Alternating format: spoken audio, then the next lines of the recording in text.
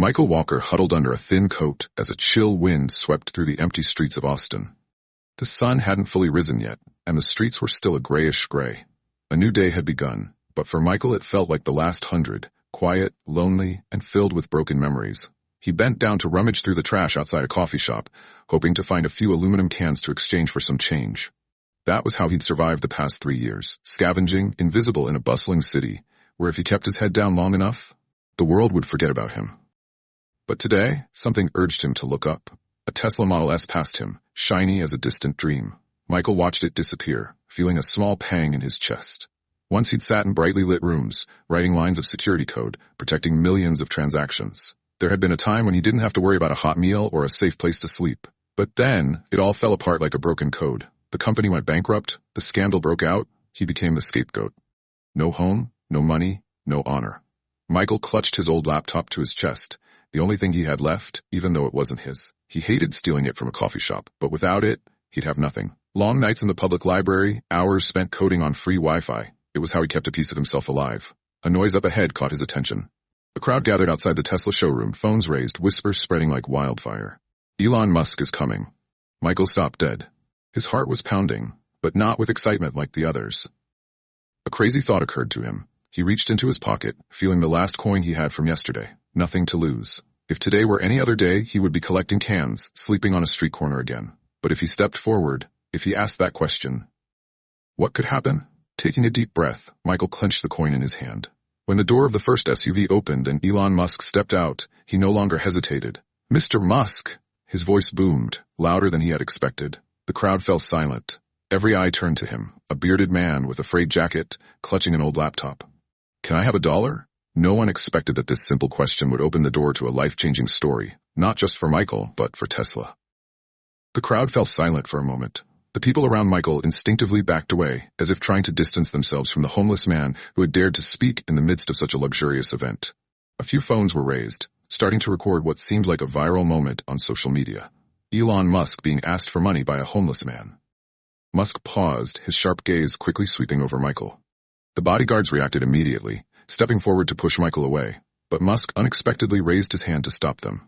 $1? Musk asked, a smile flickering across his face. That's a very specific number. Why not 5 or 10? Michael swallowed. He hadn't expected Musk to actually stop to ask. The answer came out instinctively. The engineer in him hadn't died yet. There are 18 different combinations of $1 in coins, Michael said, his eyes never leaving Musk. People can give money without thinking, but if someone takes the time to choose the right way to give $1, it says a lot about how they think. Musk raised his eyebrows, curiosity evident on his face. Interesting theory. He took a step closer, allowing Michael to feel the influence radiating from this powerful man. Have you tested it?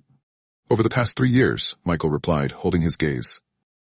And the result is that deep thinkers rarely just throw out a bill and walk away. A small chuckle rang out in the crowd. Perhaps someone thought Michael was talking nonsense. But Musk didn't laugh. Instead, he watched Michael, his eyes sharp as if analyzing each line of code running through a complex system. You're a programmer? Musk asked, the sarcasm gone. Michael nodded slowly. Used to. Which company? A small pang ran through Michael's chest at the question. But he didn't dodge it. Tech-Front Solutions, he said, his voice low. Before the company went bust. Musk's face changed suddenly. It wasn't the usual concern, but recognition, like a puzzle piece had just fallen into place. He quickly pulled out his phone, scrolling through it. Tech-Front, secure cryptocurrency transactions. Musk muttered, then paused. He looked straight at Michael, his eyes calculating. You were there during the security breach, right? The question made Michael flinch. How could Musk know? I wasn't just there, he replied, his voice almost choking. I wrote a piece of code to stop the attack, but no one listened to me. The air seemed to fall. A few people in the crowd began to whisper, realizing that the conversation was taking a completely different turn. Musk stared at Michael for what seemed like a lifetime.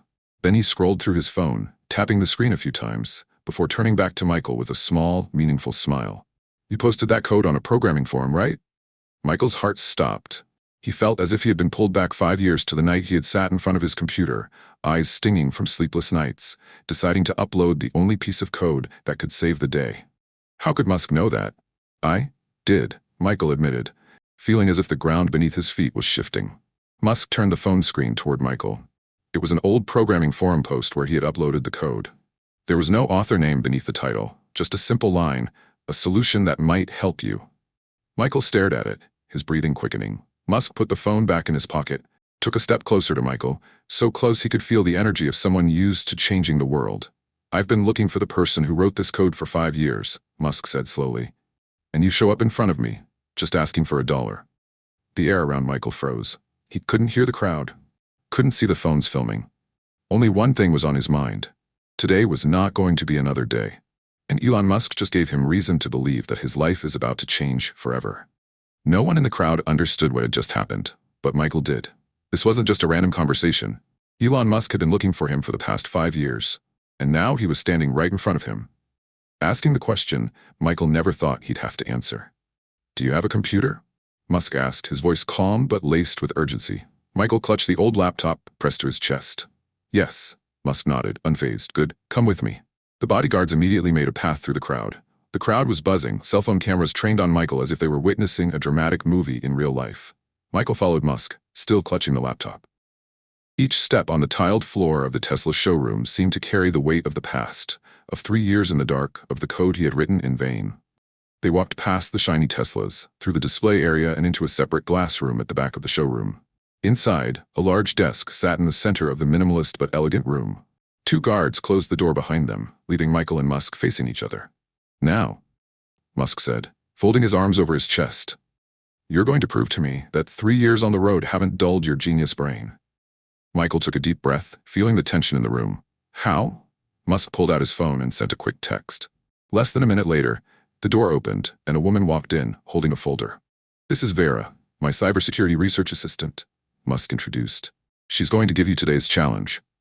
Vera placed the file in front of Michael, opening it up, revealing a screen displaying the source code and system architecture. "This is a simulation of the Tesla self-driving car security system," Vera explained. "It's designed to withstand all known cyber attacks." She raised her head, looking at Michael with a sharp gaze. "Your job is to hack into it." Michael blinked, feeling a little dizzy. "How much time do I have?" Musk tilted his head, a vague smile appearing on his lips. 5 hours. Michael swallowed. Part of him wanted to refuse, wanted to run away, back to his old library and his life of collecting cans. But another part of him, the engineer who used to stay up all night solving complex security problems, was burning again. "I need a computer," Michael said. Vera nodded. "We've got you covered." She pointed to the brand new laptop on the table. Michael looked at it, the big screen, the mechanical keyboard, everything 100 times better than the old one he held in his arms. He carefully set his old laptop aside and sat down in front of the new computer. The screen lit up with a complex security interface. On the wall, a large screen displayed a countdown. "Time to start," Musk announced. Michael took another deep breath, put his hands on the keyboard, and started typing. Hour 1. Michael spent the entire time analyzing the system architecture. The lines of security code streamed across the screen in a steady stream, but he took his time. He knew that if he wanted to find a vulnerability, he first needed to understand how it was built. Hour 2. He began testing his probing methods. The system was extremely tightly designed, but Michael wasn't looking for obvious weaknesses. Instead, he focused on areas other programmers might have overlooked, interactions between subsystems, loopholes that a sophisticated hacker could exploit. Hour 3. The breakthrough.